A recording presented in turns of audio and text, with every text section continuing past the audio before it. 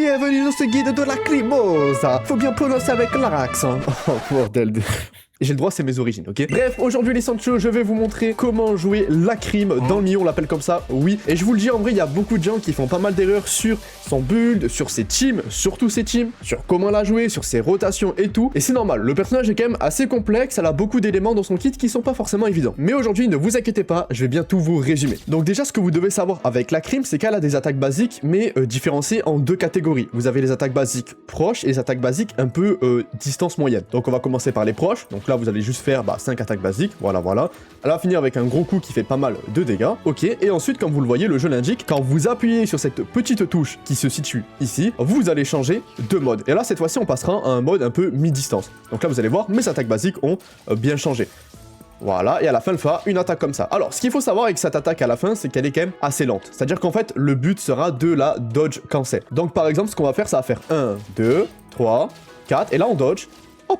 Comme ça, en fait, ça nous permet de ne pas faire la dernière attaque basique et donc de gratter quelques dégâts. Donc maintenant que vous connaissez son combo d'attaque basique, vous allez me dire, chef, en fait, je choisis quoi? Moi, personnellement, je vous conseille de garder le mode de base. Voilà, je pense pas que le deuxième mode soit forcément utile. Il est bien, en soi. Genre, dans la théorie des faits, le mieux, c'est de, je vais dire, switch. C'est-à-dire que de temps en temps, vous allez faire comme ça. Voilà, vous allez faire ça, vous allez faire 5 basiques. Une fois que vous avez fait 5 basiques, vous changez de mode. Ensuite, vous passez comme ça. Hop là, vous faites le dash cancel. Hop. Après, vous re-switchez. Donc en fait, voilà, dans la théorie des faits, on pourra faire ça. Voilà. Apparemment, c'est le meilleur style de jeu de Lacrimosa, mais dans la pratique, c'est un peu compliqué en fait, parce que les ennemis vous attaquent souvent, donc il faut esquiver, donc vous pouvez pas forcément changer de mode. Donc, dans les faits, si vous gardez un seul et même mode, c'est pas grave, ok? Maintenant, on va parler de sa compétence. Alors, sa compétence, ce qu'il faut savoir, c'est que déjà, elle a un appui simple. Voilà, comme ceci. Et ce qu'elle permet de faire, surtout, c'est qu'elle permet de connecter à votre 5e attaque basique. Donc, par exemple, là, je vais faire compétence basique. Hop là, comme vous voyez, ça fait beaucoup de dégâts. Et ça permettra, avec l'un de ses passifs qui se situe, attendez, juste ici, voilà, de changer un peu sa rotation, en tout cas de jouer autour de sa compétence et de ses basiques. Lacrimosa, tu peux la fermer quand je parle ou pas? Maintenant, ce que vous devez savoir, c'est que Lacrimosa, elle a une compétence un peu spéciale qui est unique à elle. Alors, comme vous le savez sans doute, en fait, elle peut copier les attaques des monstres, mais pas tous les monstres. Alors déjà, pour copier un monstre, on maintient son attaque basique. Donc, vous voyez, elle fait une sorte de petit pistolet comme ça. Et comme vous voyez le petit logo avec les ailes, c'est-à-dire qu'en fait, on peut copier la technique du monstre. Donc une fois qu'elle est copiée, votre technique sera enregistrée dans votre base de données. Donc vous allez dans vos habilités, vous allez ici et vous allez avoir tout votre, comment dire ça, votre catalogue d'ennemis copiés. Voilà. Par exemple là, j'ai copié la lampe. Donc maintenant je peux apprendre sa compétence. Par exemple là j'ai le Tomato Devil, je peux apprendre sa compétence et après je pourrai l'équiper en combat. Alors quels sont les meilleurs ennemis à copier? Alors le Tomato Devil... Le Tomato Devil, pardon, en mono-cible, c'est le meilleur. Ensuite, on a un autre en multi-cible qui est peut-être un peu plus sympa. Et enfin, on a un autre qui est bien pour, en fait, l'invincibilité qu'il va vous donner. Ça peut être sympa pour faire vos rotations un peu plus rapidement. Personnellement, j'aime bien le Tomato Devil. Donc, maintenant, comment utiliser, la compétence de mob utilisée? C'est simple, vous allez appuyer sur votre compétence.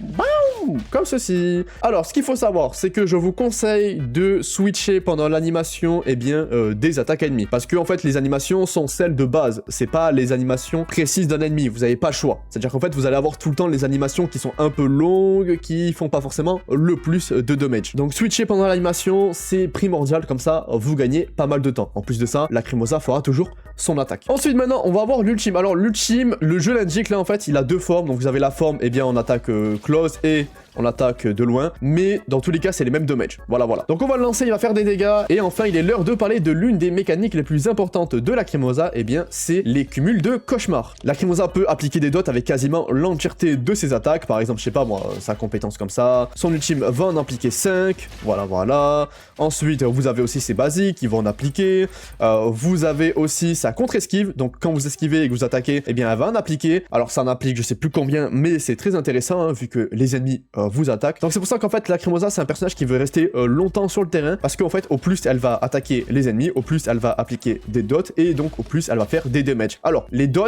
ce qu'il faut savoir un truc, c'est qu'ils ont 50% de taux critique fixe. Le seul moment où vous pouvez impacter les ratios des dégâts des dots, c'est avec les dégâts critiques, avec l'attaque, avec les cycles d'intensité aussi. Bref, toutes ces stats-là vont augmenter vos dots. Mais les dots ne constituent pas la majorité des dégâts de Lacrimosa. Vous voyez ça comme un petit bonus, ça aidera au niveau de sa team et tout, mais c'est un petit bonus. La majorité des dégâts de Lacrimosa proviennent de son attaque basique. Et une petite, mais vraiment une infime partie, c'est les dots ou les réactions élémentaires. Donc maintenant, vous vous demandez sans doute comment jouer Lacrimosa, et bien je vais vous montrer tranquillement. Donc déjà, vous allez commencer par maintenir votre compétence copier des ennemis. Ensuite, je sais pas, vous switchez sur un personnage directement, voilà, vous faites ses attaques, voilà. Ensuite, vous passez sur Lacrimosa, vous lancez son ultime, vous allez appliquer donc 5 dots de cauchemar, vous allez faire 5 basiques, comme ceci. Voilà, ensuite vous allez faire la compétence pendant l'animation de la 5ème, et après vous allez re-enchaîner avec des basiques, et donc ça va vous faire 5 basiques. Voilà, vous savez jouer Lacrimosa. Donc je répète, hein, vous allez commencer par lancer la compétence copier, vous revenez sur Sakiri, vous faites ses animations et tout pendant que ça se fait, vous revenez sur Lacrimosa, après la 5ème basique, vous faites une compétence, ensuite vous pouvez enchaîner avec d'autres trucs. Après ça, par exemple, vous pouvez changer de mode aussi, hein, pour ceux qui s'intéressent.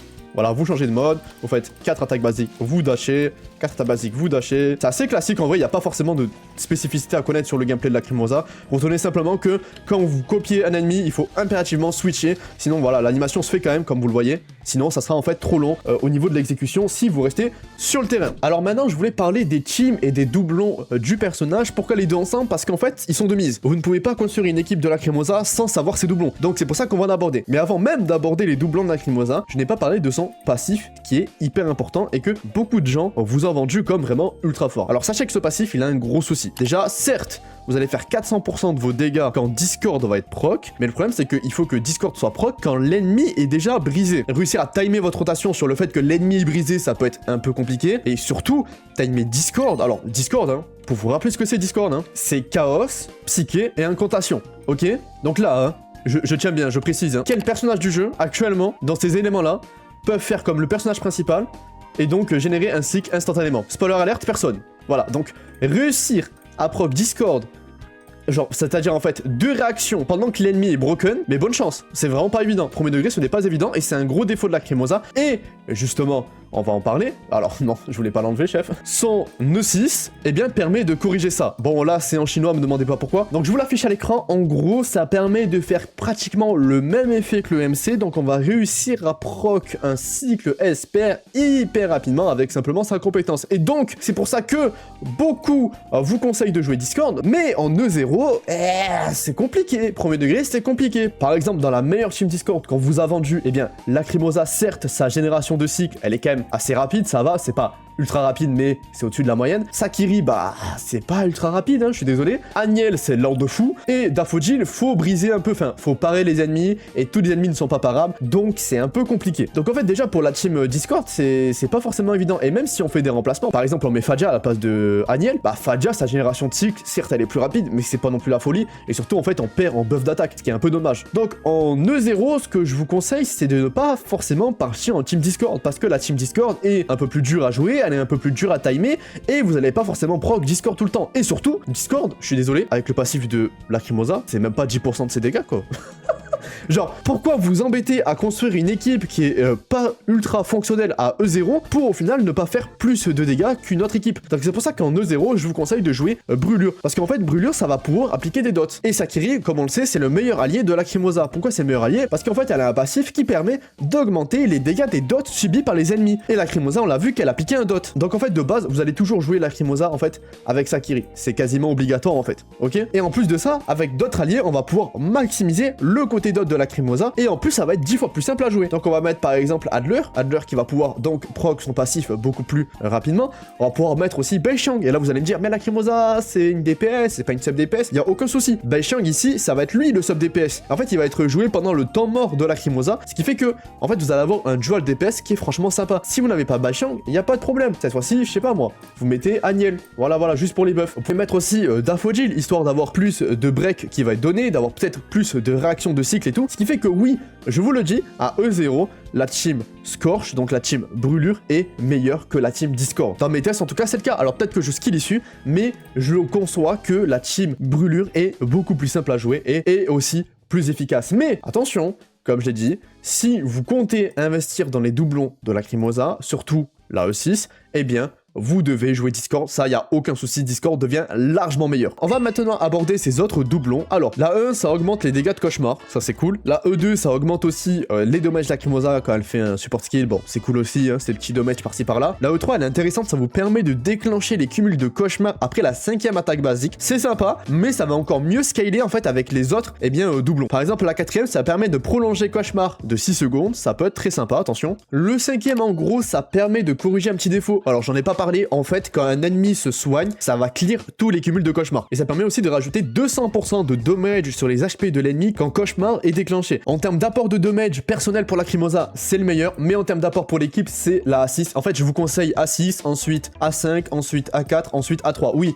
la A3, je pense qu'elle est un peu surestimée, alors elle est très sympa, mais de base, on va déjà déclencher les cumuls de cauchemar assez rapidement. En fait, pour rentabiliser la A3 à max, il faut quand même avoir ce avant, comme ça, en fait, vous allez faire plus de damage. Alors, je sais que certains vont me demander, est-ce que Lacrimosa a forcément besoin de son doublon? Je vous le dis, non. Lacrimosa n'a pas forcément besoin de doublon. En tout cas, à l'heure actuelle, c'est un personnage qui va clear extrêmement bien les endgames. Moins que Nanali, parce que Nanali, malheureusement, eh bien, elle a Autori, elle a des trucs comme ça. Bref, elle a une meilleure équipe, en fait, de base. Nanali, en fait, de base, a une meilleure équipe. Mais Lacrimosa, elle n'est pas forcément très loin de Nanali. Par contre, si vous comptez investir dans Lacrimosa, je vous conseille clairement le doublon. Parce que le doublon vous permet de faire d'elle, eh bien, le meilleur DPS du jeu, de la rendre très future-proof. Donc oui, Lacrimosa n'a pas forcément besoin de doublon, mais avec doublon, on corrige tous ses défauts. Donc, je vous conseille en priorité ces doublons plutôt que son arme signature. Et ça me permet de faire la transition sur l'arme signature. Qu'est-ce qu'elle fait? Elle donne du taux critique, de l'attaque et aussi augmente les dégâts critiques. Mais surtout, ça permet de prolonger l'état où l'ennemi est brisé. Attention, c'est intéressant parce que, comme on l'a vu, il faut déclencher Discord quand l'ennemi est broken. Mais en E0, eh bien, ça va pas forcément être très utile. Mais c'est intéressant. Voilà, il y a des alternatives. Fluff of Fleetness. Bref, en gros, ce cône-là, il donne du dégât critique et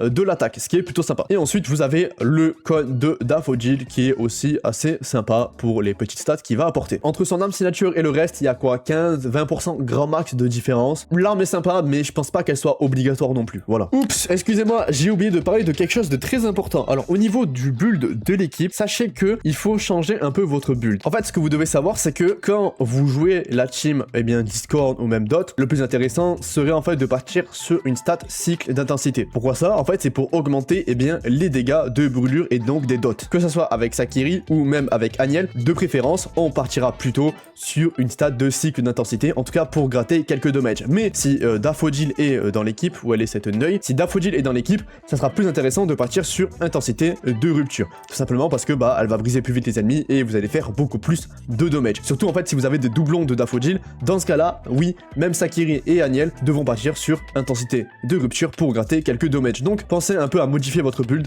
partez sur un build attaque et avec en substat intensité de cycle ou intensité de rupture selon ce que vous visez. Beaucoup m'ont demandé est-ce que en fait Lacrimosa serait pas peut-être plus intéressante en intensité de cycle. Pourquoi? Parce que eh bien sa console lui permet d'ignorer de 12% eh bien la résistance des ennemis et aussi encore plus si on fait une réaction de brûlure. J'ai envie de vous dire oui parce que en soi ça scale, mais le truc étant c'est que comme on l'a vu, les dégâts de Lacrimosa en majorité proviennent de ses attaques basiques, de son ultime, etc. Donc non, de préférence on partira sur un build classique de critique, dégâts critiques.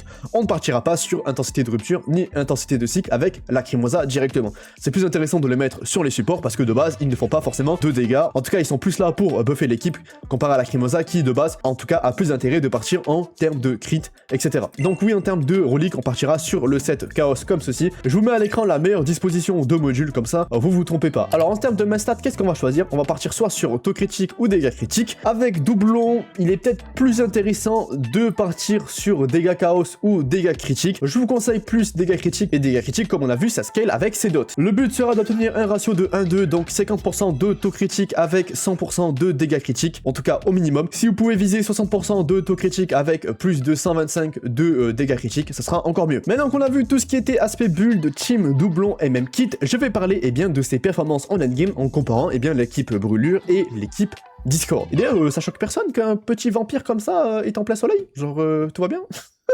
Elle est pas toute kawaii comme ça. Alors déjà on va commencer par la rotation, peu importe l'équipe, mais ça restera toujours la même chose. Donc on va commencer par copier eh bien, la compétence de l'ennemi avec Lacrimosa. Pendant ce temps on switch sur nos alliés, on met nos différents buffs, etc. On met nos compétences et tout. Ensuite on lance l'ultime de Daffodil avec sa compétence pour eh bien, briser l'ennemi rapidement. C'est pour ça que Daffodil elle est cool avec Lacrimosa. Hein. Le but c'est de briser rapidement l'ennemi pour ensuite déclencher Discord. Ensuite on passe sur Lacrimosa, donc on va lancer son ultime. On va faire 5 attaques basiques. Pendant la 5e attaque basique, pendant l'animation, on fait la compétence pour l'interrompre et pour reprendre avec une autre, 5ème basique, c'est ça qui est intéressant. Une fois qu'on a fait cette rotation là, on peut switcher sur Daffodil en plein milieu, on peut même switcher un peu avant, hein, si on est un peu fort, voilà. Ensuite sur Daffodil pour qu'elle fasse ses petites attaques, ensuite on refait les buffs avec Sakiri, avec Agnel et tout, on repasse sur Lacrimosa et on répète. Vous voyez, en fait c'est une sorte de petite boucle et le but sera de réussir à timer Discord, donc en appliquant, je sais pas moi, avec Sakiri ou Agnel sur l'ennemi, le but c'est de réussir à timer Discord et c'est extrêmement dur parce qu'en fait je suis obligé de faire quelques basiques avec Sakiri. En E0, malheureusement, la génération de cycle n'est pas assez rapide pour suivre l'équipe en entier, parce que d'un côté, certes,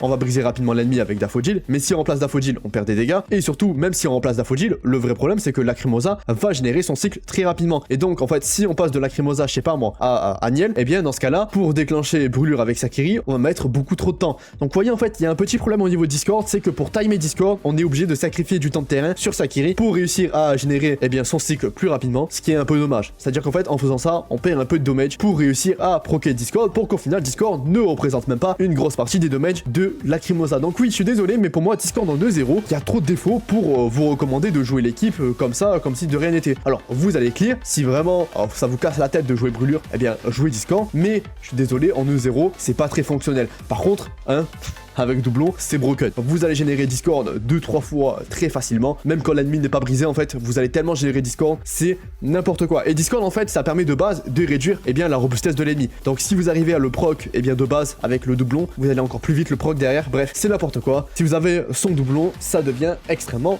broken. On va maintenant passer à la team brûlure. En fait, la rotation avec Lacrimosa change pas, hein. On va toujours copier l'ennemi et tout, passer sur Sakiri et tout. Ce qui va changer ici, c'est que des fois, on va passer sur Beixiang pendant la fin de la rotation de Lacrimosa, en faisant juste compétences de base, recompétences. On peut lancer son ultime et tout, faire quelques attaques et tout, repasser sur Lacrimosa, sur Sakiri et tout. Bref, le but ici, il n'y a pas vraiment de rotation fixe, c'est de switcher de temps en temps sur différents alliés pour essayer de proc le plus souvent possible brûlure, pour avoir des dots qui sont toujours appliqués sur les ennemis. En termes d'alliés, pour faire la réaction avec Lacrimosa, on va toujours choisir Sakiri, parce que Sakiri sera build, je rappelle, en intensité de cycle, tranquillement. Comme ça, va y avoir aucun souci. Et en termes de performance, je suis désolé, en E0, ça clear mieux que la team Discord. Encore une fois, je le répète, mais si vous avez des doublons, Discord lui met une frappée. Voilà, wouhou, ça conclut le guide de Lacrimosa. Si la vidéo vous a plu jusqu'ici, n'oubliez pas de vous abonner. Maintenant, on va parler, de la conclusion. Est-ce que ça vaut le coup de l'invoquer ou pas? Déjà, je vous le dis, c'est assez simple à comprendre. Mais oui, c'est une DPS, donc qui dit DPS dit que c'est pas forcément obligé de l'invoquer. Si vous avez déjà 2 équipes sur votre compte, Lacrimosa ne va pas non plus tellement apporter tant que ça. C'est un personnage aussi qui demande quelques 5 étoiles par-ci par-là, donc si vous n'avez pas Sakiri, si vous n'avez pas Jonki, si je sais pas, vous n'avez pas Beixiang, vous allez peut-être avoir un peu de différence en termes de ses performances. C'est pas forcément, en fait, j'ai envie de vous dire, un personnage qui est très free-to-play friendly. En termes de différence avec son arme et tout, on a plus de 20%. Alors, j'ai dit que l'arme était pas obligatoire, mais il y a quand même une petite différence qui se fait. En plus de ça, si vous prenez pas les doublons et tout, il y aura de la différence. Donc oui, Lacrimosa peut certes clear, mais en E0 sans arme, c'est clairement pas le meilleur DPS du jeu. Elle demande clairement un peu plus d'invest pour performer. C'est pour ça que personnellement, je vous recommande pas trop le perso. Si vous l'aimez, investissez dans elle, comme ça, vous allez avoir une très bonne DPS pendant très longtemps. Mais si vous n'avez pas tant d'invocations que ça, que Otori vous a un peu plumé, je vous conseille pas forcément d'invoquer Lacrimosa. Voilà. Le personnage est fort, attention, je la mettrai clairement en SS, S tier minimum